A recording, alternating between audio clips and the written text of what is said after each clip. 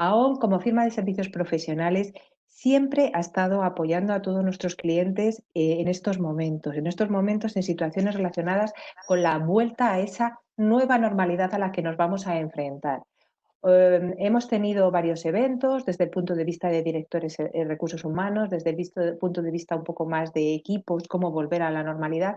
Hoy, como decía Mónica, el tema de salud y persona, el salud y seguridad está en primer plano. Hoy bajamos el foco al tema médico y tenemos, como decía Mónica, un panel de lujo con directores médicos de las principales empresas de este país que nos van a ayudar a poder cubrir el objetivo principal de esta sesión. El objetivo es conocer qué están haciendo a la hora de reincorporarnos a esa nueva normalidad que nos vamos a encontrar, cómo están planificando y a qué están dando prioridad en estos momentos. Y yo no me voy a extender mucho más, simplemente daros las gracias a todos por vuestra paciencia y Mónica, te cedo el paso.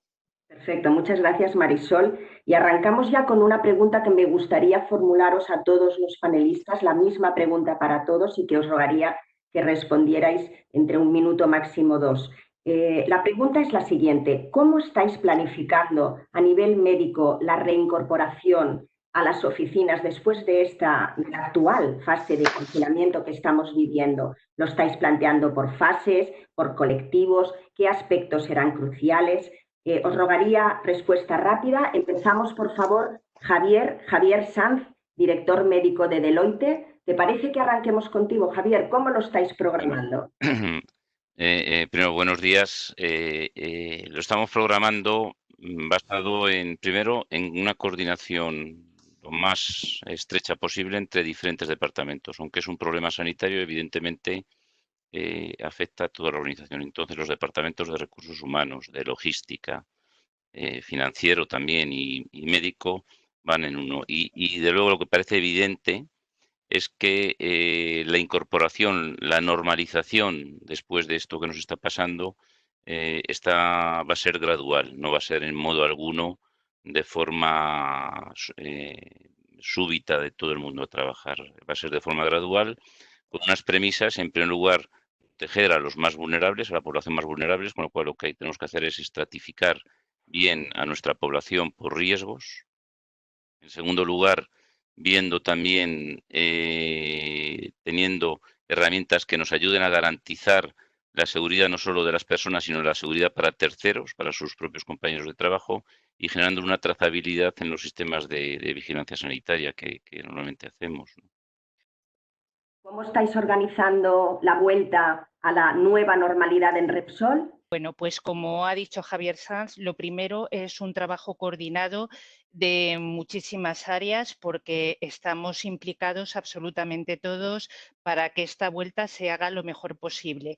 En nuestra organización también a lo mejor tenemos el tema diferencial de que tenemos edificios de oficinas en varios países y por lo tanto hay que hacer una planificación un poco diferente según país porque su situación en la pandemia puede ser diferente también. Como médicos, pues como decía Javier también, prestar muy especial atención a colectivos que pueden ser especialmente vulnerables y también a colectivos, por ejemplo, de personas con capacidades diferentes. Igual que ha dicho él, pues después de este proceso tiene que ser una vuelta gradual y es muy importante también tener una serie de indicadores que nos vayan dando información sobre cuán eficaces son todas las medidas preventivas que estamos implementando, también cómo se está haciendo el seguimiento de esas medidas, si tenemos que reforzarlas o tenemos que hacer alguna modificación pues, para tener los mejores resultados. Javier Peña, director médico de Atlantic Cooper. Hola Javier, buenos días. Hola, buenos días, ¿me escuchas? Buenos días Javier, se te oye perfectamente, muchas gracias. Bueno, ¿Cómo gracias a estáis ti. planificando en Atlantic Cooper la vuelta a la normalidad después de esta fase de teletrabajo y de confinamiento?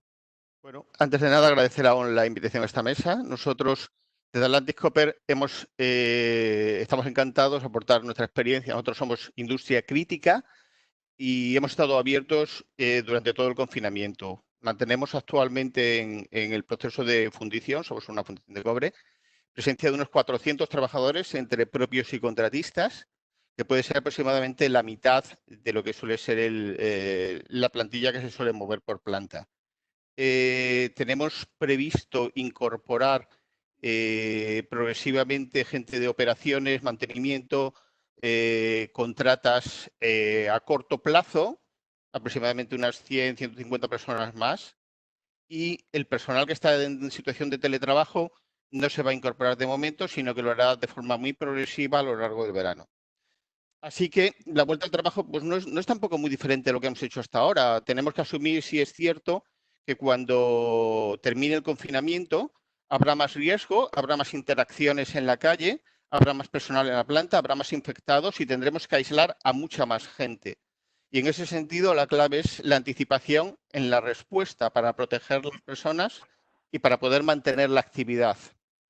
Nosotros pusimos en marcha un protocolo interno de actuación frente al COVID la segunda semana de marzo. Es un protocolo estructurado en escenarios, es muy parecido al que ha publicado la Junta de Andalucía un mes más tarde. Y es un protocolo donde progresivamente, de 0 a 4, definimos distintas situaciones de escenarios en función del número y tipo de personas aisladas. Y en cada escenario hay una horquilla de medidas que se aplican de forma proporcional y de forma progresiva. Medidas pues, de tipo higiénico, mantenimiento de distancia social, aprovisionamiento de artículos de limpieza y de productos de limpieza para reforzamiento de los servicios de limpieza de la planta.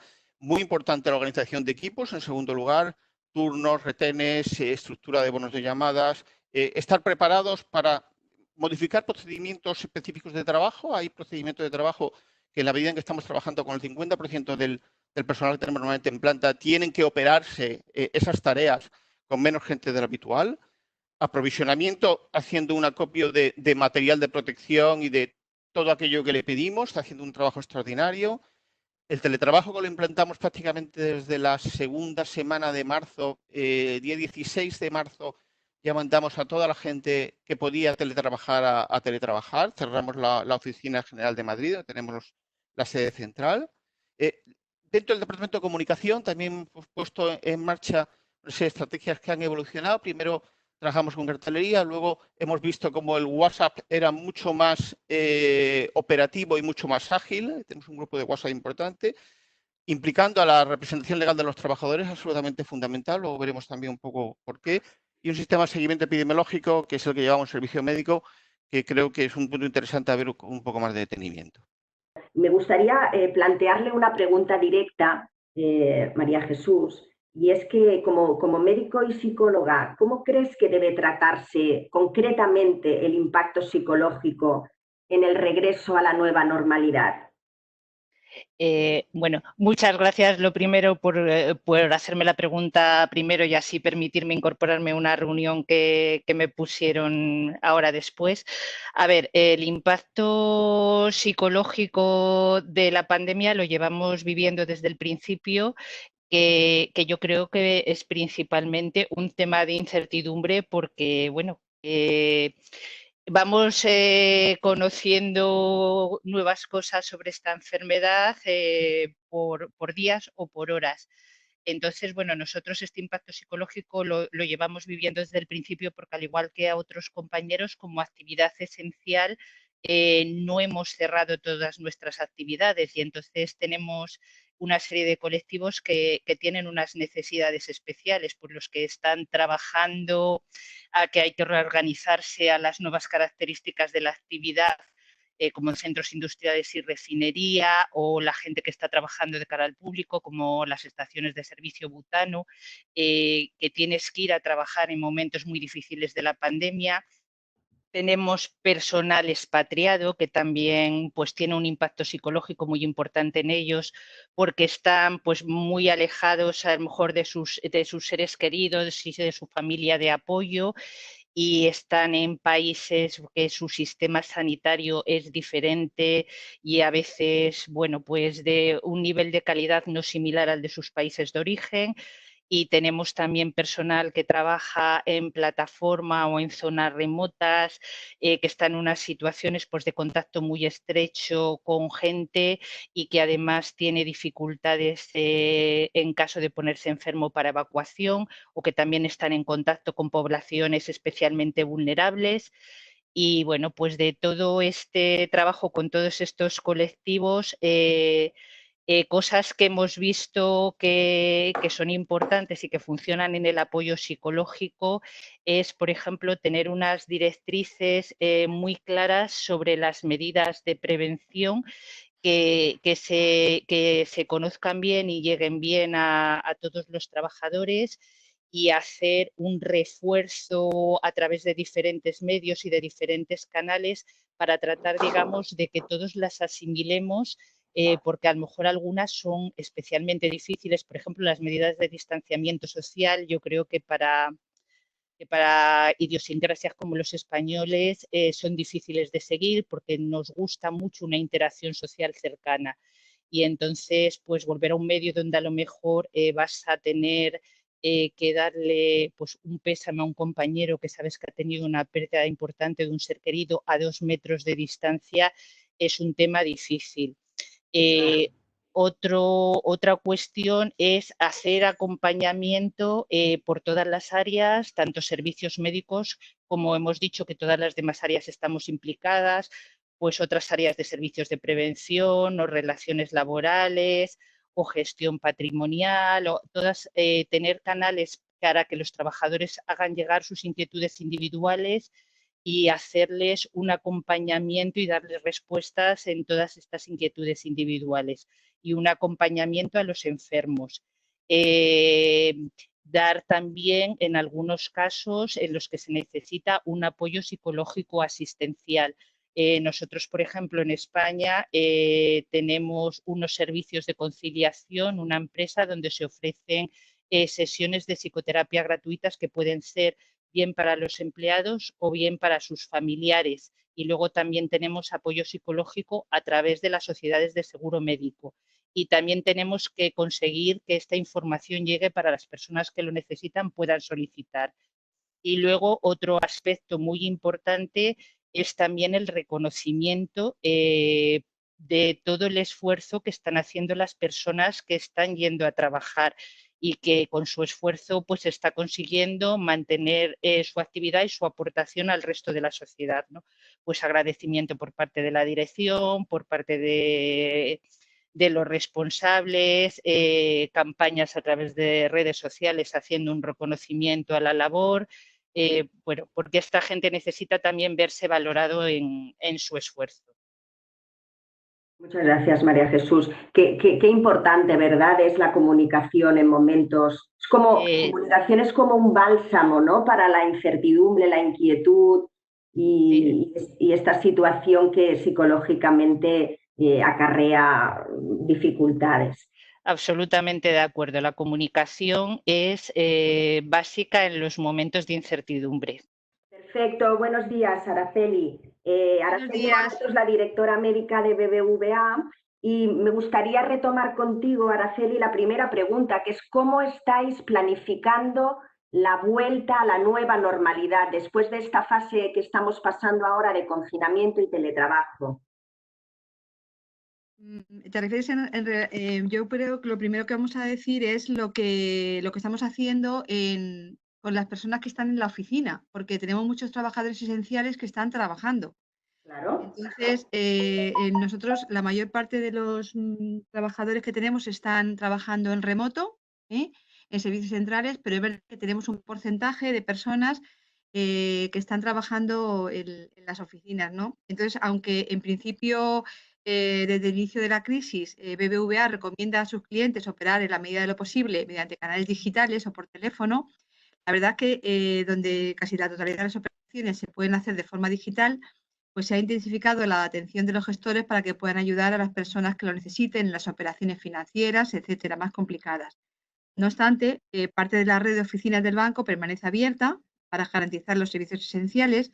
Y por ello, si el cliente necesita acudir a una oficina, ¿vale? Recomendamos una serie de medidas para extremar la seguridad y proteger la salud de empleados y también de clientes, lógicamente. Por ejemplo, eso lo tenemos establecido de forma individual, de forma que debe respetar el aforo establecido. La actualidad es de una persona por empleado, donde todavía no estén instaladas las cintas adhesivas que vamos a poner en el suelo, que indica la distancia mínima que debe existir entre personas, es decir, cliente-cliente o cliente-empleado. Si se hubiera cubierto el aforo, las personas deberán esperar en fila fuera de la oficina con un espacio de 2 metros entre ellas. También estamos instalando mamparas de metacrilato en las sucursales activas como medida de protección entre empleado y cliente. Hemos puesto también dispensadores de geles tanto para nuestros trabajadores como para los clientes. Y también como medidas complementarias de protección hemos facilitado mascarillas para nuestros trabajadores junto con recomendaciones específicas y cartelería pues, de cómo deben ponerse y quitarse las mascarillas de una forma adecuada.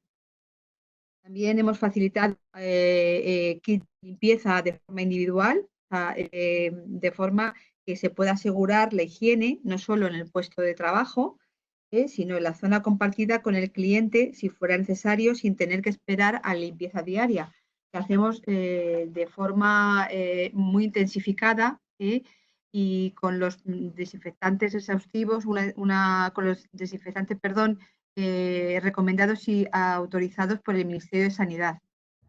Bueno, hacemos especial atención a aquellas zonas más sensibles como los cajeros, picaportes, pulsadores, mobiliario, etcétera. Y también mantenemos la limpieza de los vestíbulos para asegurar la seguridad y salud de los clientes que acuden a sacar efectivo, ya que la red de cajeros está operativa totalmente, aunque algunas oficinas estén cerradas. Para el resto de los trabajadores estamos pensando en una vuelta gradual, prudente. Vamos a, en la medida que podamos, teletrabajar se va a poder hacer, pero bueno, la forma de volver va a ser de forma gradual, pendiente, prudente y velando siempre por la seguridad de las personas. Paloma, para ti creo, tengo entendido, si no, me corriges, eres la única gerente de felicidad que yo conozco que es doctora. Por tanto, te queríamos plantear una pregunta específica para ti también, Paloma. A nivel psicológico, evidentemente estamos viviendo todos, profesionales, además de profesionales, todas las personas, los ciudadanos en general, un momento disruptivo. Yo el otro día hablaba con mi hija que quizá a sus nietos les pueda explicar cómo pasó esta Semana Santa y estos meses recluido todo el mundo en casa. ¿Cómo a nivel psicológico pueden las empresas cuidar a sus empleados? ¿Qué se puede hacer en estos? ¿Qué consejos darías, Paloma, para cuidar la salud psicológica en este momento absolutamente disruptivo? Mira, nosotros nos planteamos en su momento generar un área de felicidad como una forma de poner más foco, es decir, de continuar poniendo foco sobre la salud.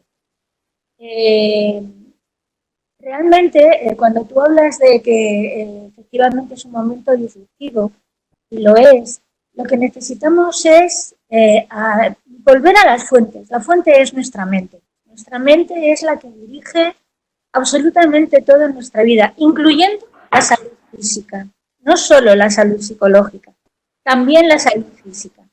Y habitualmente lo que hacemos en el área de felicidad es trabajar el entrenamiento de nuestra mente para convertirla en una aliada precisamente para que sea aliada, ayuda, para que sea impulsora de salud y de bienestar, justo en los momentos en que, por el reto que supone el entorno, más lo necesitamos.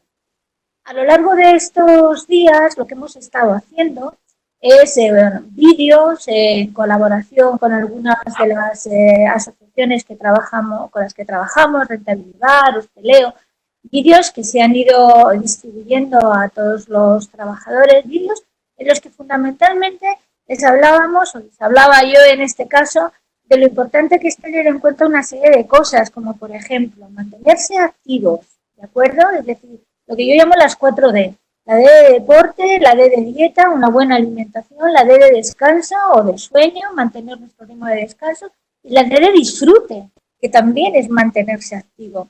Otro de los consejos sería aceptar la situación. Es vital que aceptemos lo que nos está pasando. Está pasando por algo, todo pasa por algo. Y realmente la energía que invertimos en decir o negar la situación es una energía que perdemos para mejorar nuestra salud física. Luego hay que aceptarla. Y la aceptamos además pensando que es muy fácil y todos me vais a entender que esta situación es transitoria, que no va a durar siempre y que por lo tanto tendrá un límite. Saber que hay una finalización temporal nos va a ayudar a esa aceptación. Digo, hay otra cosa que es muy importante, fundamental, que es conectar. Es conectar con los demás, pero también conectar con nosotros mismos. Dedicarnos un espacio cada día de 10, 15 minutos, que no lo hacemos nunca y que es una práctica vital para reconocer nuestras emociones, para hacernos una radiografía de esas emociones por dentro, ¿no? Para saber cómo estamos, las cosas que podemos mejorar en el día a día, las cosas por las que nos debemos de premiar, es decir, hacernos, sentarnos y tener un diálogo con nosotros que además nos va a ayudar a mantener esa red tan importante que en este momento nos está soportando fundamentalmente nuestra red social, de familia, de amigos, de compañeros, y que tenemos que ser parte de esa red como personas de referencia a las que puedan acudir los demás y también para apoyarnos en ellos cuando seamos nosotros los que lo necesitemos.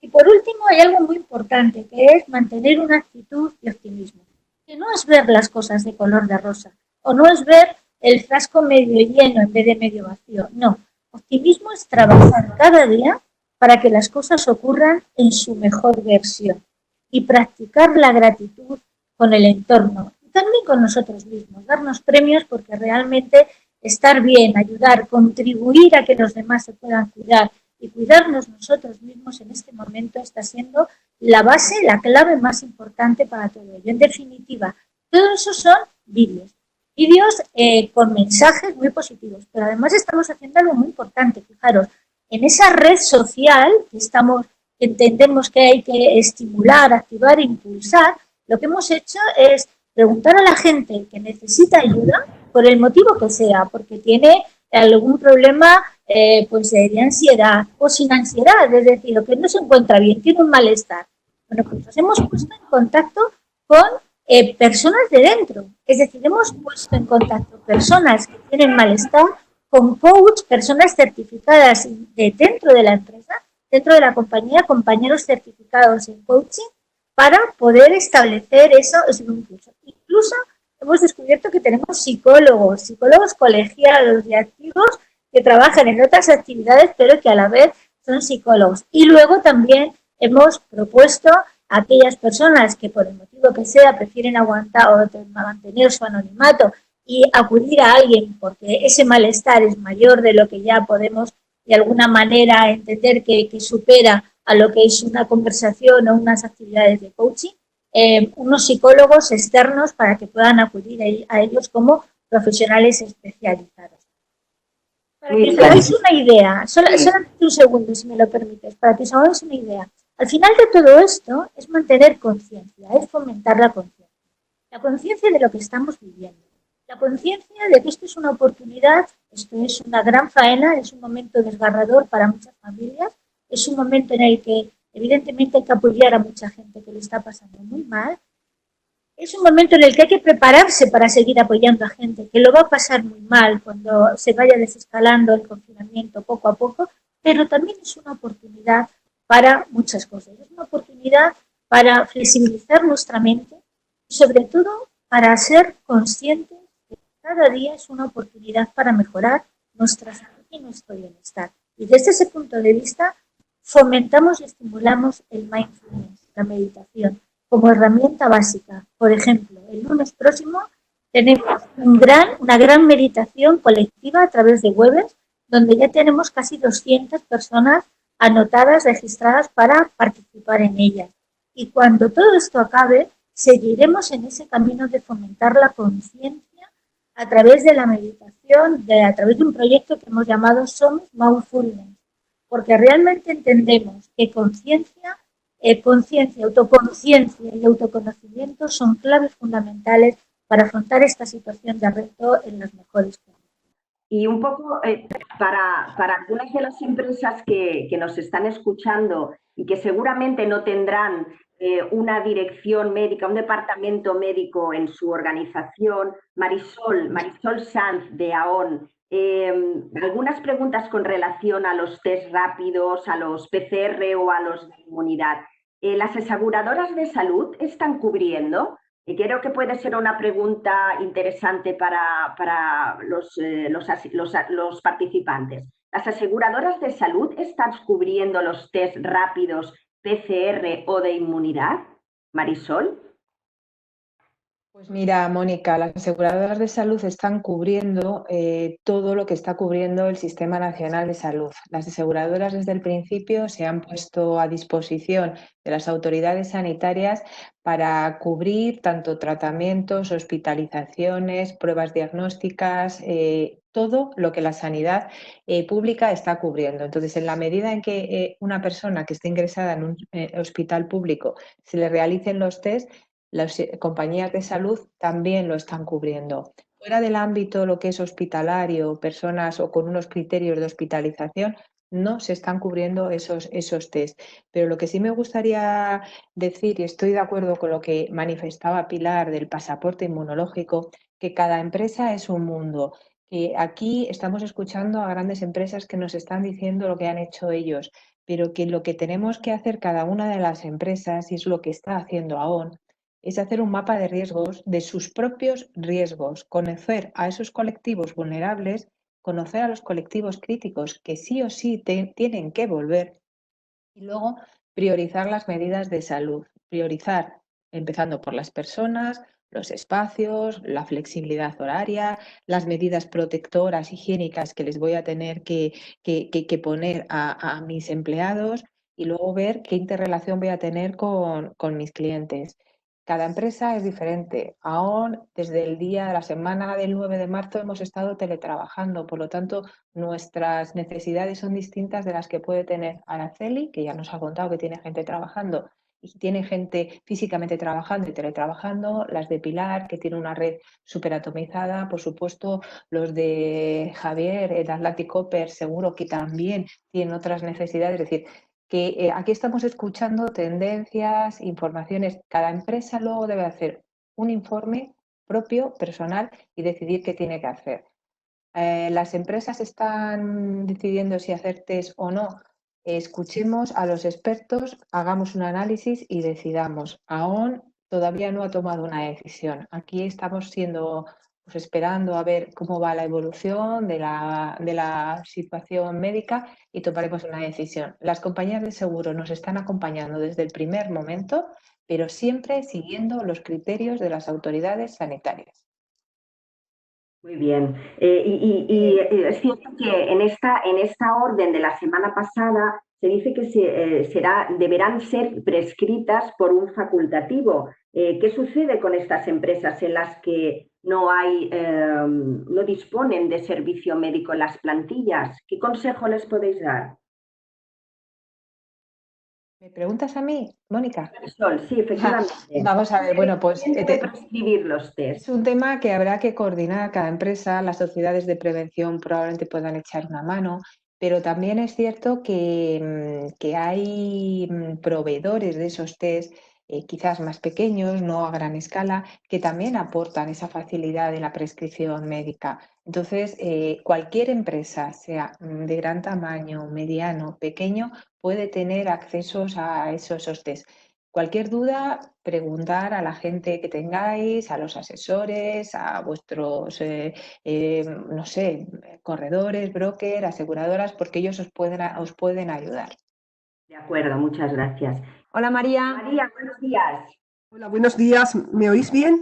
Sí, perfectamente, Fenomenal. María, qué bien tenerte. Muy bien. Pues aprovechamos que estás conectada y te oímos perfectamente para que nos puedas compartir, por favor, en vuestro caso, en General Electric Healthcare, Y además ayer nos anticipabas que estáis haciendo cosas de mucho interés, ¿no? ¿Qué medidas estáis tomando? Yo sé que estáis tomando medidas de prevención que inciden en el sistema inmune para con vuestros colaboradores, para tenerlos en el mejor estado posible para prevenir el virus, ¿verdad, María? Sí, efectivamente. Bueno, en primer lugar, agradeceros de verdad, de corazón, Aon, el haberme invitado a este foro. Sí, sobre el sistema inmune estamos actuando del siguiente modo. Nosotros, a todos nuestros empleados, además de establecer unos grupos de riesgo, porque tenemos ingenieros y técnicos de aplicaciones que están trabajando en los hospitales, precisamente ayudando a montar pues, todo lo que han sido respiradores, a mantener en condiciones todos los escáneres, las resonancias, etcétera. Esas personas tienen un especial riesgo y para esas personas y para todas las personas que tenemos con el COVID, que tenemos 20 y tantas personas y las cuales han evolucionado todas de forma favorable, afortunadamente, les estamos instruyendo en que cuiden su sistema inmune. ¿Cómo? Pues con 3 puntos fundamentales. Uno, una dieta antiinflamatoria. Esa dieta antiinflamatoria fundamentalmente consistiría en evitar los alimentos proinflamatorios. ¿Cuáles son estos? Todo lo que sean dulces, azúcares, alimentos procesados, todo lo que sean alimentos refinados. ¿Por qué? Porque nos producen inflamación y todo esto produce inflamación intestinal y ahí, en todo lo que es ese ecosistema intestinal, es donde se sintetiza el 80% de nuestro sistema inmune.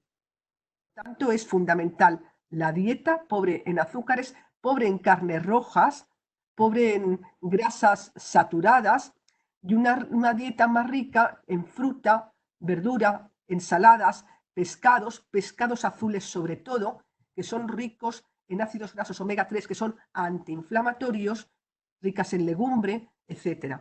Además de la dieta, otro punto fundamental que les instruimos y que les animamos a llevar a cabo es el bienestar emocional. Como decía antes la doctora Paloma Fuentes, les animamos a que hagan meditación, a que hagan yoga, a que hagan sofrología emocional, ejercicios de relajación, porque todo eso va a incrementar también su sistema inmune.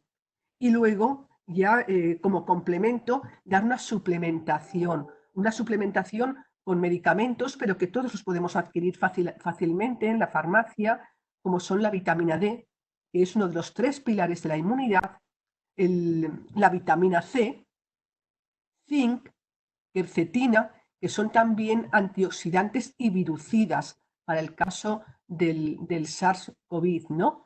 Y además de esto, bueno, si además podemos tener un ecosistema intestinal totalmente equilibrado, que eso notaremos que no lo tenemos, pues si tenemos gases todos estos días que estamos confinados, al estar en reposo, con menos actividad física y visitando más la nevera o con más ansiedad o con más estrés o con más miedos, todo eso nos hace picar más dulces, picar más veces de lo que debiéramos y todo esto nos facilita la aparición de gases. Bueno, pues esos gases es un signo de que nuestro sistema intestinal no está equilibrado. La microbiota, las bacterias saludables, las que nos mantienen la tensión arterial en condiciones, el colesterol en condiciones, nuestro hígado con un funcionamiento adecuado, bueno, pues se han desequilibrado y eso lo sabremos pues, por nuestro ritmo intestinal.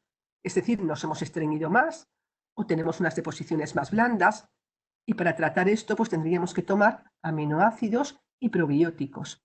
Con todo esto es con lo que estamos tratando, entre otras cosas, a nuestros empleados, además de con ansiolíticos, pero no típico Lexatin, sino fitoterapia, infusiones de hierbas, como digo yo, ¿no? La rodiola, el magnesio, cosas que conocemos todos.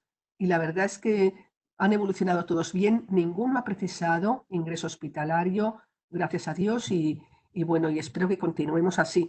Y lo vamos a seguir luego extendiendo al resto de los empleados cuando poco a poco, por grupos, nos vayamos incorporando. Qué interesante, María, de verdad, qué interesante estas medidas de prevención que inciden que mejoran el sistema inmune para siempre, pero ahora más que nunca, ¿no? Por supuesto. Tenemos que tener en cuenta que tenemos 3 pilares de la inmunidad. Uno es el ecosistema intestinal, otro la vitamina D y otro el hierro. Lo digo para las señoras, sobre todo, y jovencitas, que a veces tienen bajo el hierro, pues por reglas abundantes o cualquier otro motivo. Bueno, pues tratar también ese déficit de hierro, porque puede comportar también, vamos, de hecho comporta un déficit de la inmunidad, un mayor riesgo de tiroiditis, y todo eso, pues bien tratado, nos hace estar a todos estupendos. Y sobre todo, estar menos sensibles al virus, que aunque cogiéramos el COVID, lo pasaríamos de forma más atenuada.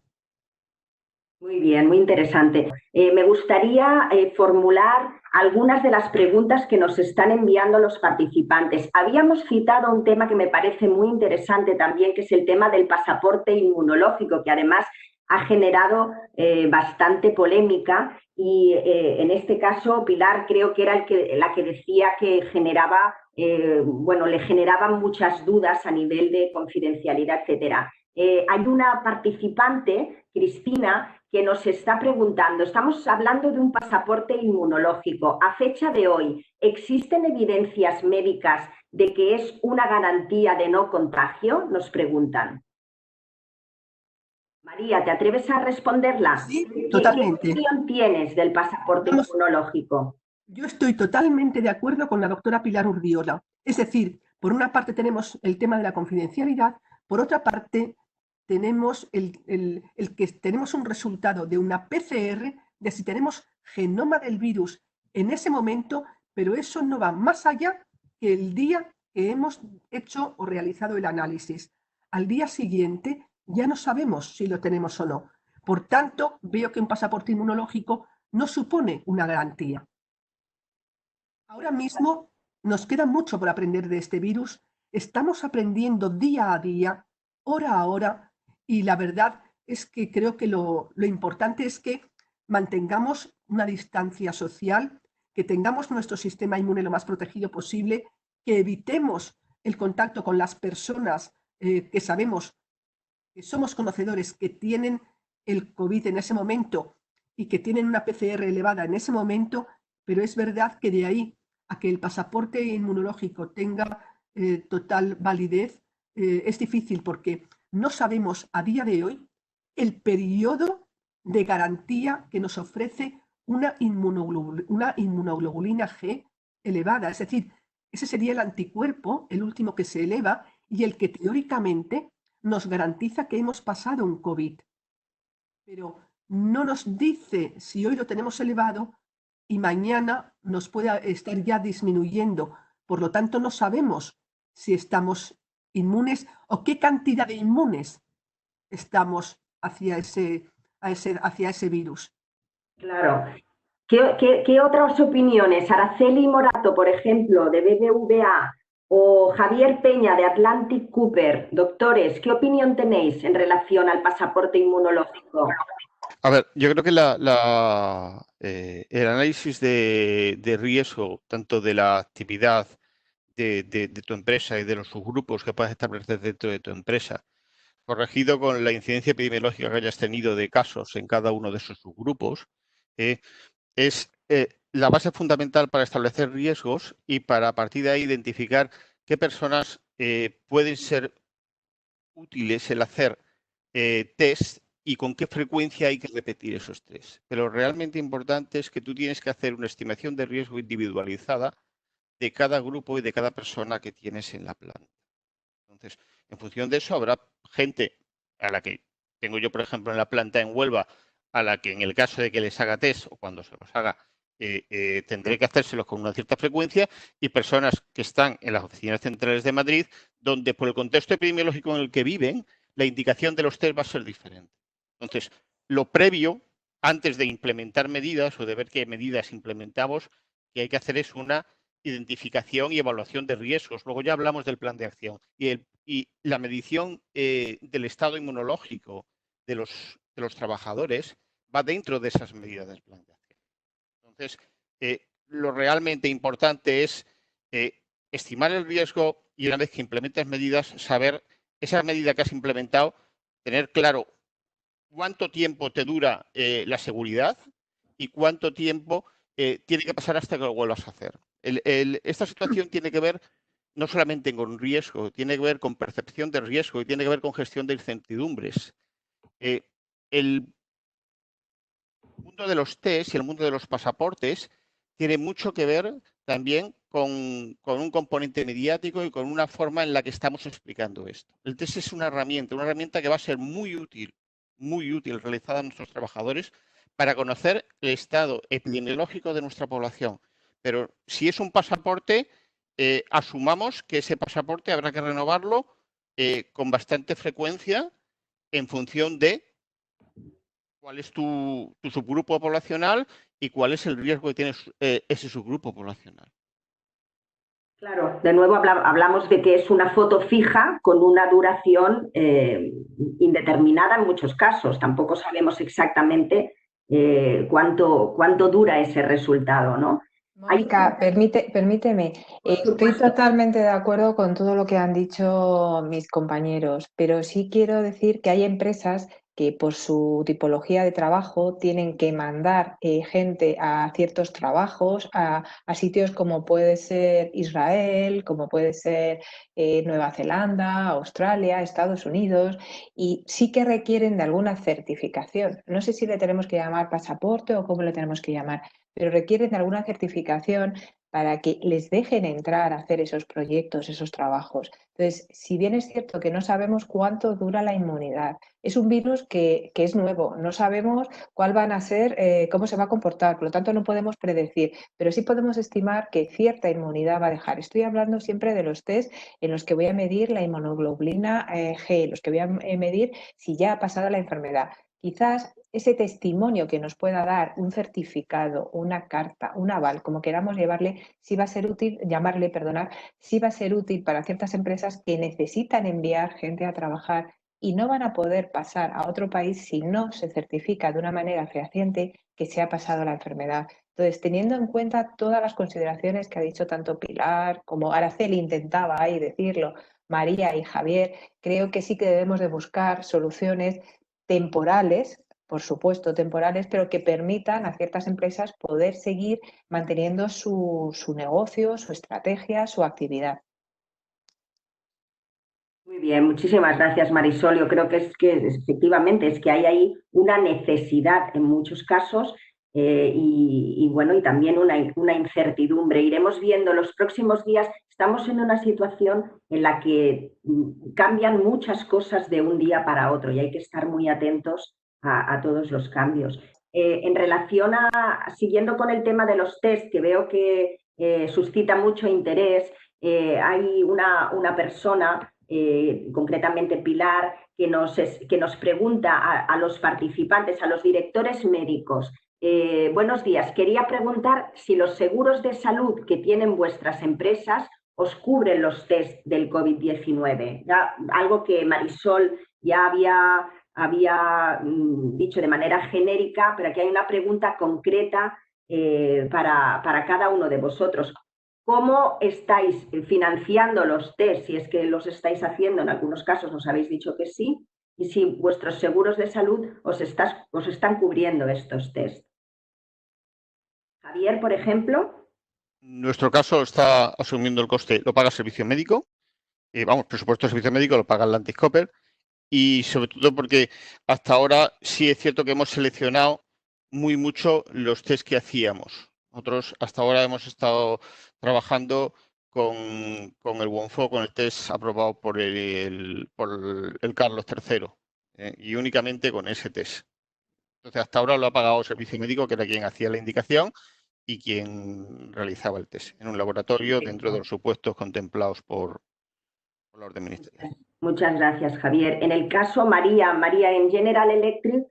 Sí, pues nosotros hemos también ofrecido el test a todos los empleados, la PCR.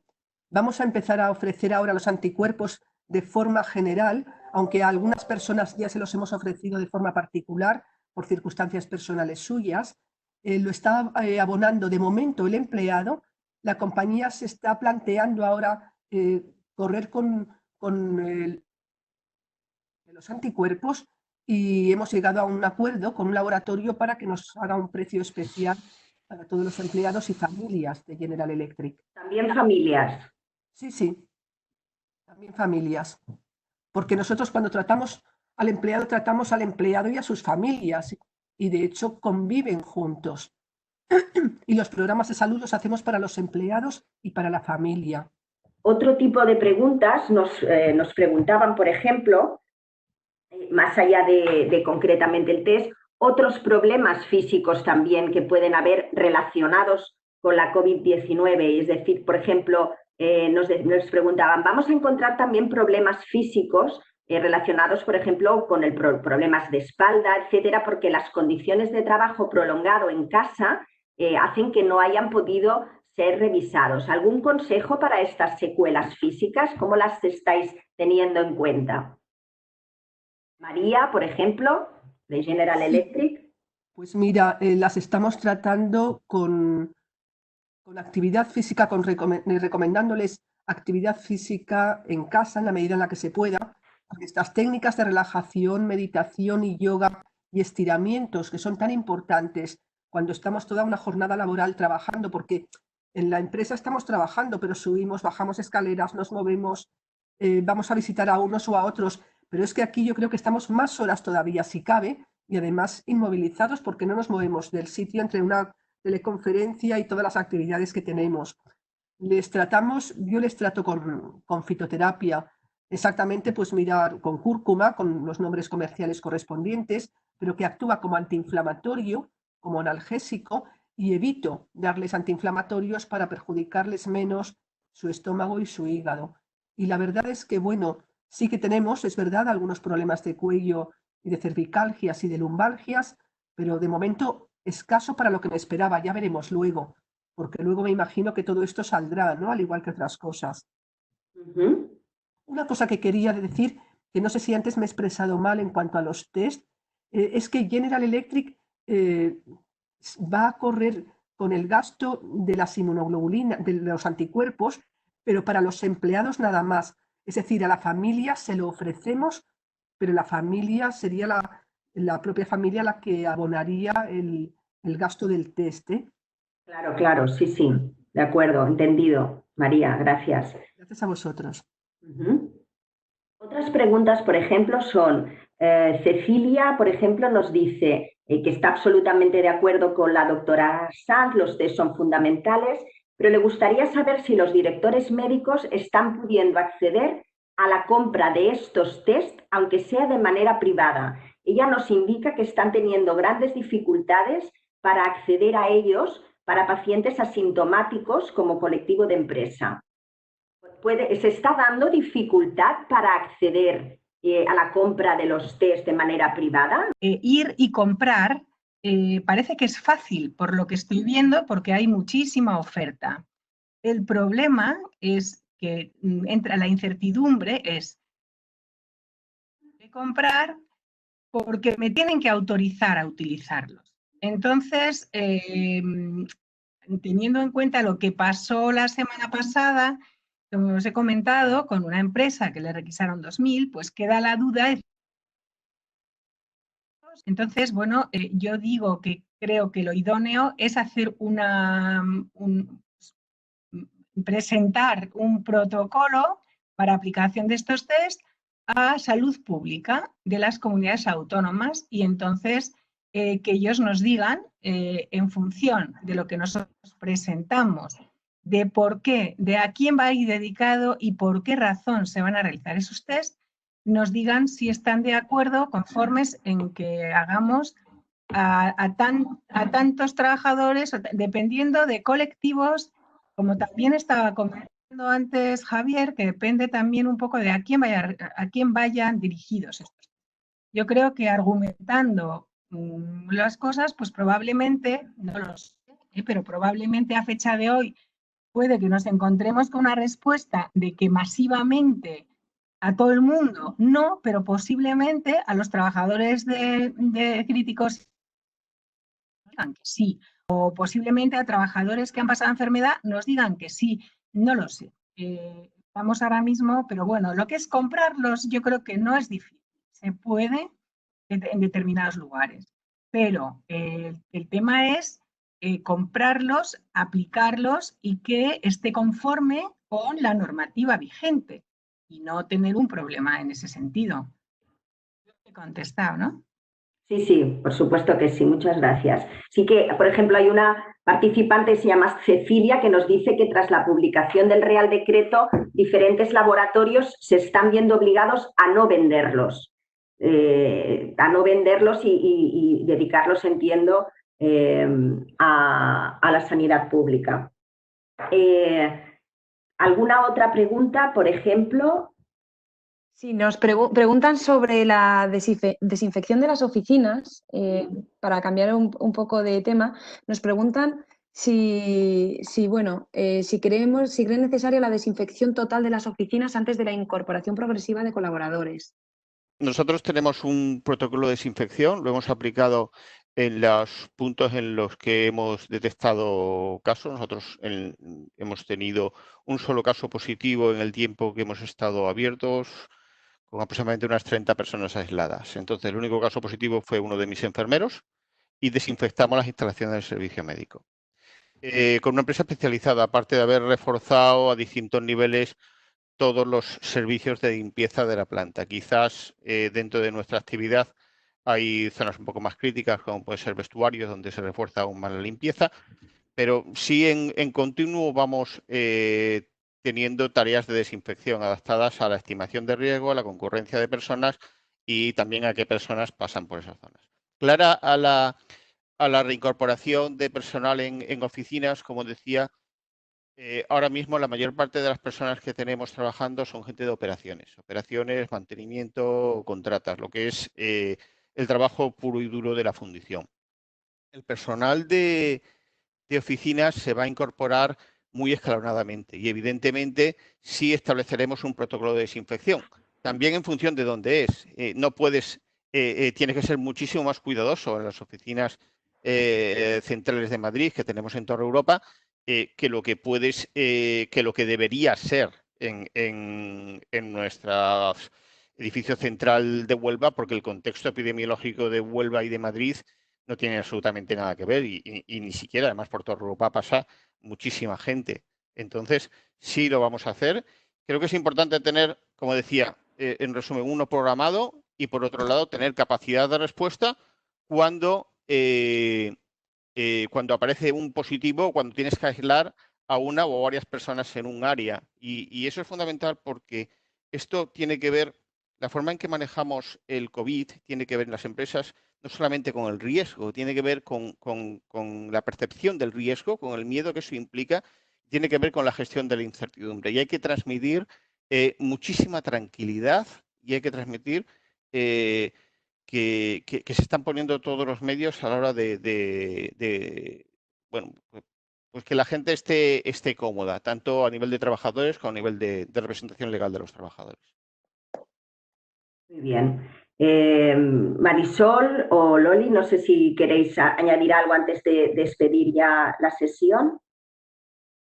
No, yo por mi parte nada más. Si queréis, esperamos al cierre. Perfecto, pues sí, pues entonces os agradecemos muchísimo. Disculpadnos de nuevo por los problemas técnicos a todos los participantes que os habéis conectado. Ha sido un placer. La verdad es que ha habido varios comentarios en relación a lo oportuno de este tema y al interés de esta sesión. Incluso había personas que nos pedían, que hubiera una segunda parte para abordar más temas en relación a la reincorporación. Por mi parte, solo daros las gracias en nombre de Equipos y Talento y recordar que esta sesión estará publicada íntegra, así como una crónica de resumen en los próximos días en Equipos y Talento. Muchísimas gracias. Y si no queréis añadir nada más, Marisol, por parte Sí, a mí me gustaría, reiterar desde luego las gracias, la paciencia que habéis tenido todos por estas incidencias que hemos tenido y sí decir a modo de conclusión que, aquí hay una palabra que ha surgido en numerosas ocasiones, que es incertidumbre. Lo que tenemos que asumir es que este mundo desde luego ha cambiado, el mundo que conocíamos era mejor o peor, pero ahora va a ser diferente, ha cambiado y creo que, como también ha manifestado alguno de los ponentes aquí, tenemos que adaptarnos a esta nueva realidad y nos tenemos que adaptar como personas, pero también como empresas. Aquí hemos visto diferentes modos de hacer, de diferentes directores médicos, de diferentes empresas. Lo que tenemos que hacer es cada uno de nosotros sacar las lecciones, la información y adaptarlo a nuestra propia realidad, a nuestro propio modelo de negocio, a nuestras necesidades, a nuestro perfil de empleado. No hay una única solución, sino que tenemos que buscar la nuestra, la que mejor se adapte a nosotros y en este momento. Yo me quedo de verdad con dos palabras que siempre comenta nuestro consejero delegado, que son seguridad y prudencia. Tenemos que actuar con la seguridad, tenemos que proteger la parte más importante, más vulnerable de nuestro trabajo, que son las personas. Y cuando hablamos de personas, hablamos de nuestros empleados, hablamos de nosotros mismos y hablamos de nuestro grupo familiar. Y luego, prudencia, de verdad, cada semana que ganemos, cada semana que vayamos sumando, es importantísimo porque vamos a contar con muchísimos más recursos terapéuticos como para poder poner freno a esta situación. Esto sin olvidar con los constantes cambios legislativos que nos estamos encontrando. Y un último consejo, por favor, comunicación, mantener a vuestros colaboradores comunicados. A lo mejor no sabemos exactamente qué vamos a hacer, pero mantengamos una comunicación continua. Y de verdad, gracias. Esto es uno de los inconvenientes de este nuevo mundo, de esta nueva situación, de esta nueva realidad, pero de verdad, muchísimas gracias por vuestra paciencia. Veo que habéis aguantado ahí como campeones, la mayoría.